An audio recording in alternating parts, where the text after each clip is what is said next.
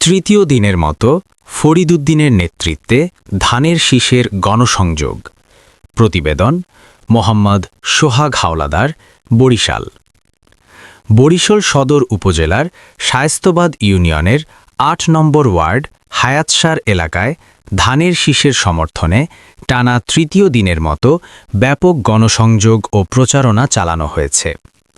Shayestabad union যুবদলের senior যুগ্ম আহ্বায়ক ও ইউপি সদস্য মোহাম্মদ ফরিদুদ্দিনের নেতৃত্বে এই কর্মসূচি পালিত হয়।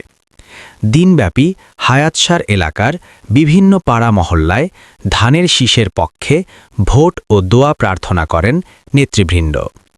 এ সময় উপস্থিত ছিলেন হায়াতসার বিএনপি সভাপতি মোহাম্মদ মাকবুর হোসেন হাওলাদার, বিএনপি নেতা মোহাম্মদ রফিক খলিফা এবং শায়েস্তাবাদ ইউনিয়ন বিএনপি নেতা হারুন অর রশিদ, যিনি হারুন হাওলাদার নামেও পরিচিত।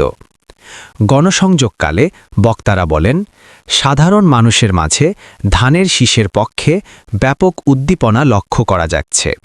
তাদের দাবি, অবাধ ও সুষ্ঠু নির্বাচন হলে এই অঞ্চলে ধানের শীষের বিপুল জয় নিশ্চিত। কর্মসূচিতে স্থানীয় বিএনপি, যুবদল ও ছাত্রদলের বিপুল সংখ্যক নেতাকর্মী ও সমর্থক উপস্থিত ছিলেন। আমার বাংলা 24।